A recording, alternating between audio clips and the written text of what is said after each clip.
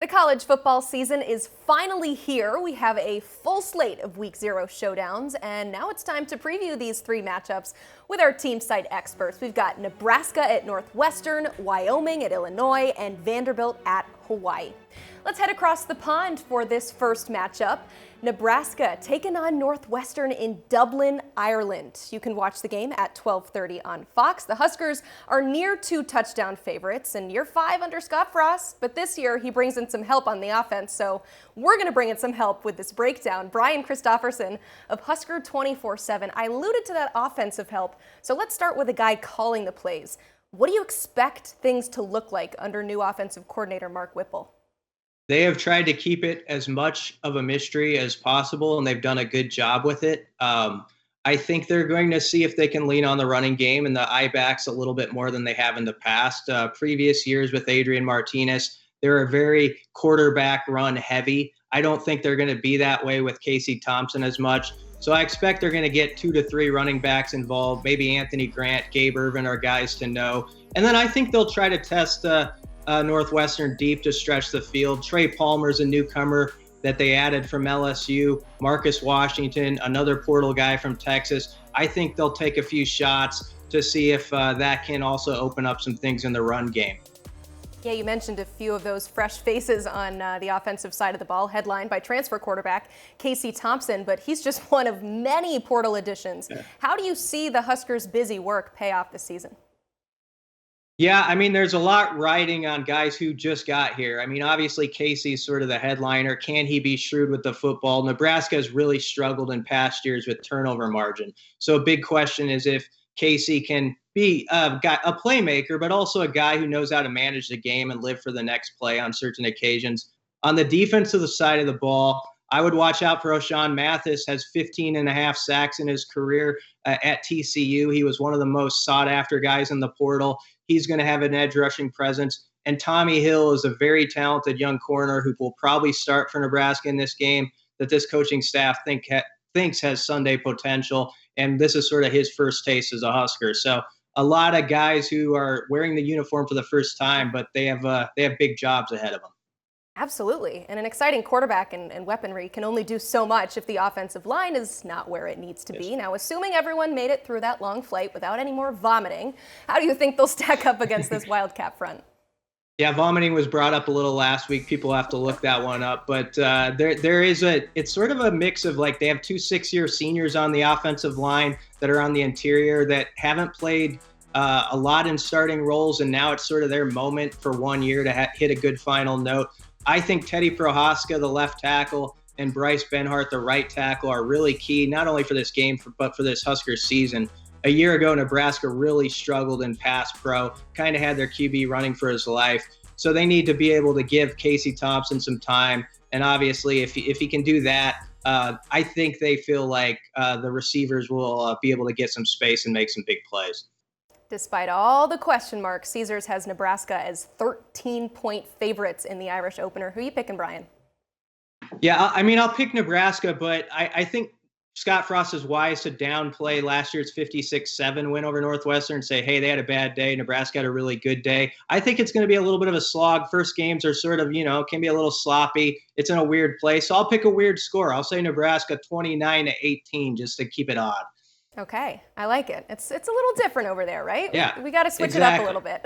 Awesome. Thank you. That's right. Brian Christopherson, and you can check out all of his work on Husker 24/7. And for all things college football, head to 247sports.com. Illinois kicks off the season at home as they host Wyoming at 4 p.m. on the Big Ten Network. The Illini are 11-point favorites over the Cowboys. We got year 2 for Brett Bielema, featuring a new quarterback, new offensive coordinator, and a new turf field. Let's bring in Jeremy Werner from the Illini Inquirer to talk about it. And Jeremy, despite all the newness, when you're playing an opponent like Wyoming, how important is it for Illinois to just stick to their game plan and identity?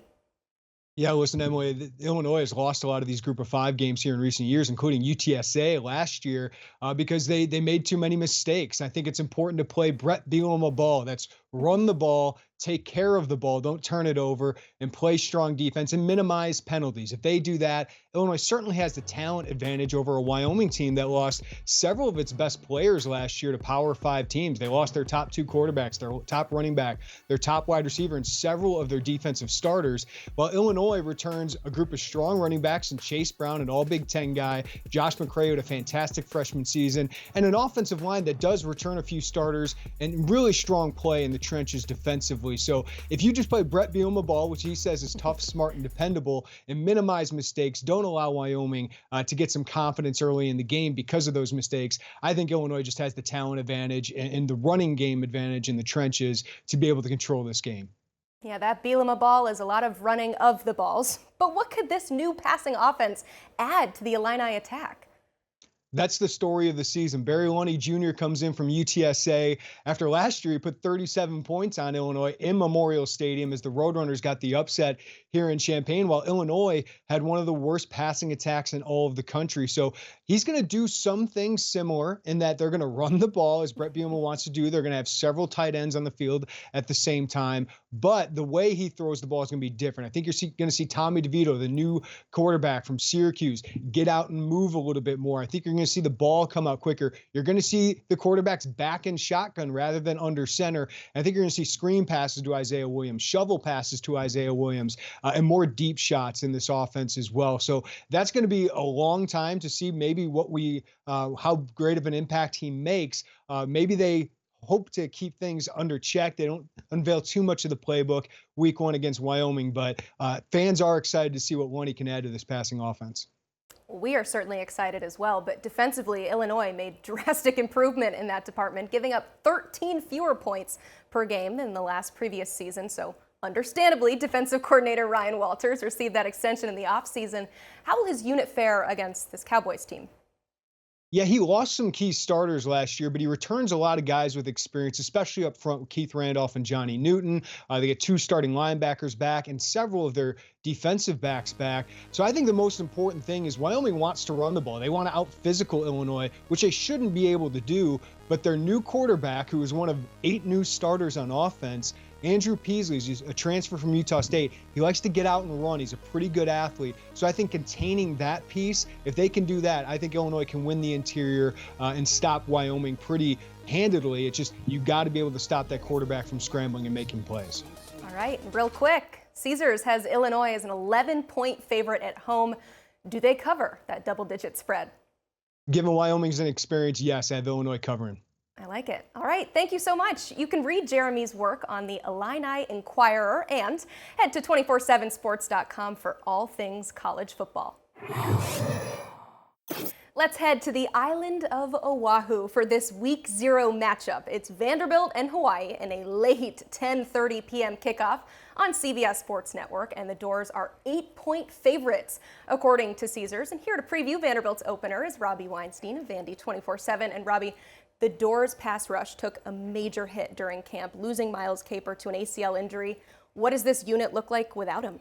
It's pretty tough for Vanderbilt because although Miles Capers redshirted last season, played in 4 games at the end of the year and didn't do much stats-wise, he had a really big offseason and was one of their best defenders during fall camp, regardless of position. He is really the only guy who I think would have provided a consistent force on the edge in terms of pass rush. And so without him, there's not a lot of other proven options, a couple of true freshmen who are going to play.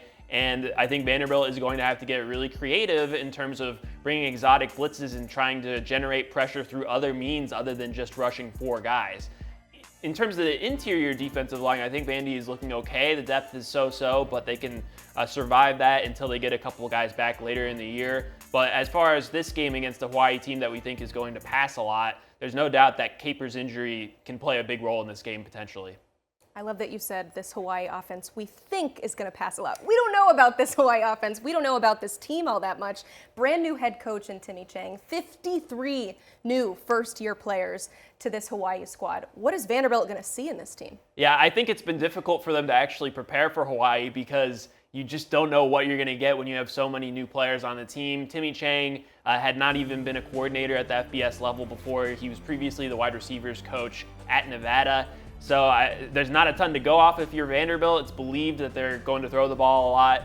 And I think it's just really hard to prepare for them. The good thing for Vanderbilt is that they have a size advantage on the offensive line in particular, but also the defensive line. Hawaii is expected to go with a 3-man defensive front. The third defensive end is 230 pounds, and so I think Vanderbilt is going to run the ball right at them, try to control the clock and grind the game to a halt. That's a big advantage for them. And, even though the scheme, there's a lot of questions in terms of game planning, the physical advantage is with Vanderbilt. They've got better continuity. And for that reason, I think they've got a nice advantage in this game. Let's pick it. Doors, 8-point favorites. Who you got? Yeah, I've got Vanderbilt here, and I don't think the 8 points is probably even going to come into play. I see this as being a 2 or 3 score game. All right. We'll see. Thank you so much, Robbie. You can keep up with the Commodores all season long on Vandy 24/7 and all things college football on 247sports.com.